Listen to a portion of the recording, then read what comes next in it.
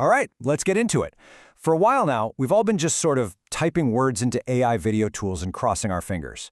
Today, we're moving past that. We're talking about taking real control, about being intentional and using amazing tools like Sora to create video that is truly deeply hyper-realistic. So, let's start by tackling the one feeling I know you've all had.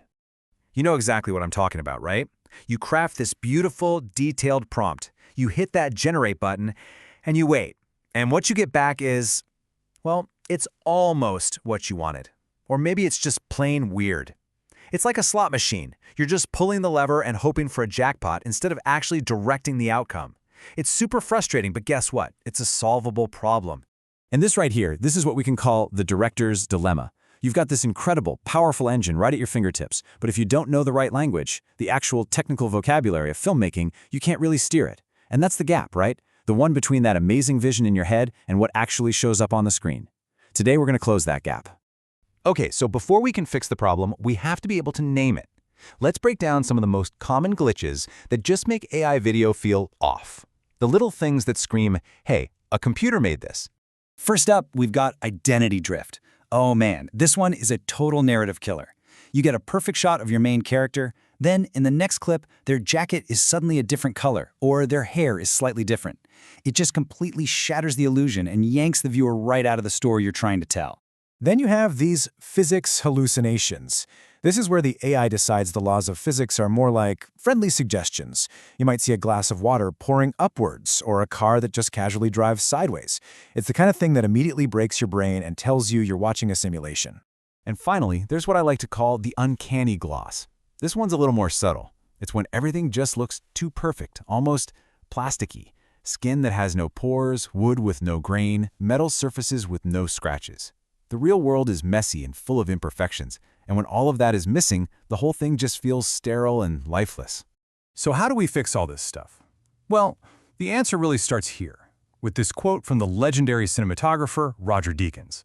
The secret to making things feel real, to giving them an emotional punch, isn't some magic prompt word. It's about understanding the fundamentals of how movies are made. And lighting. Lighting is probably the biggest one. And that's the big takeaway here.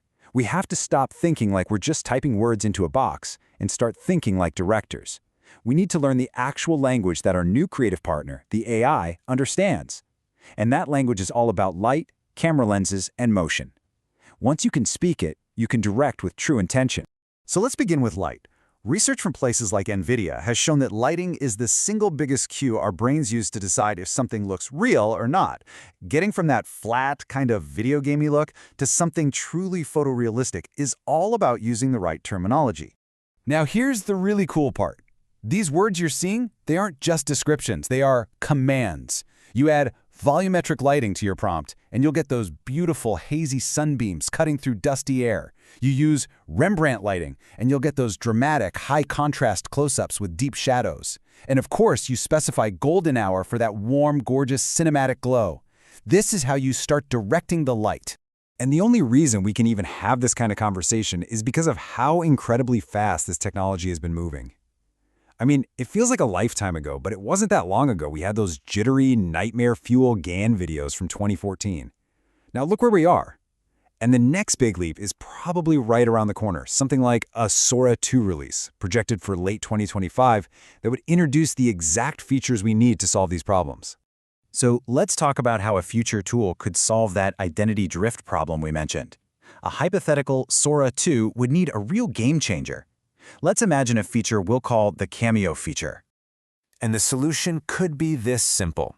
It's basically like creating a casting profile for your digital actor.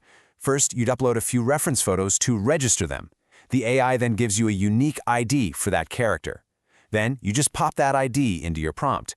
And just like that, bam! Your character's appearance is locked in across every single shot. Consistency, finally. Okay, so having a consistent character is huge, but how we actually see them is just as important. This is where camera direction comes in. Instead of just saying a shot of a person, you can use the real language of cinematography. Want that classic, unsettling vertigo effect from Hitchcock movies? That's a dolly zoom. Need a smooth shot that follows a character as they walk? That's a truck left. Want to shift the audience's attention from something in the foreground to the background? That's a rack focus.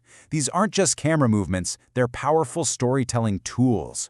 So when you start putting all this together, control over the light, control over your characters, control over the camera, you're working with a completely new kind of toolkit.